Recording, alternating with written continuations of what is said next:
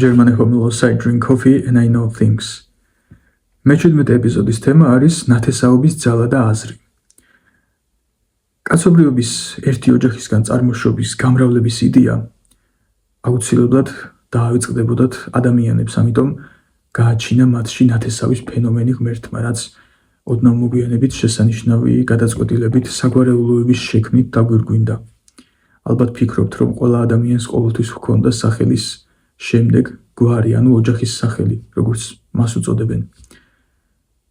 რათა ადამიანებს თავი მარტოდ და მიტოვებულად არ ეგრძნოთ და მეორე იმიტომ, რომ ჰქონოდათ შეხსენება, ჩვენ ყველანი დაკავშირებულები ვართ.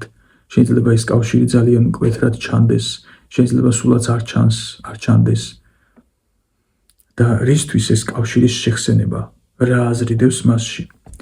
ნათესაობის ძალა და აზრი თანაგრძნობის უნარის გამომუშავებისთვისაა, რომ ერთმანეთს ზურგი კი არ უნდა ვაქციოთ, დავცინოთ, გავჭოროთ, ერთმანეთის კი არ შეგშურდეს, არამედ პირიქით უნდა გავუფრთხილდეთ, გვიყვარდეს ერთმანეთი. ოცნებების ასრულება გვიხაროდეს ერთმანეთის, წარმატება გვიხაროდეს ერთმანეთის, რითაც შეგვიძლია დავეხმაროთ. რადგანაც ადამიანი ბუნებით მარტოობისკენაა მიდრეკილი და ზოგადად მარტოა ადამიანი, ღმერთი კი არის ჩვენთან, მაგრამ რაღაც გაგებით ადამიანი მაინც მარტოა და ამ მარტოობისგან თავი ცუდად რომ არ იგრძნოს, ამაში მდგომარეობს ნათესაობის ძალა. და არა ერთმანეთთან გაჯგრებაში, ვის უფრო მაგარი სახლი, ვის უფრო მაგარი მანქანა, მეტი ფული და წარმატება ექნება ცხოვრებაში.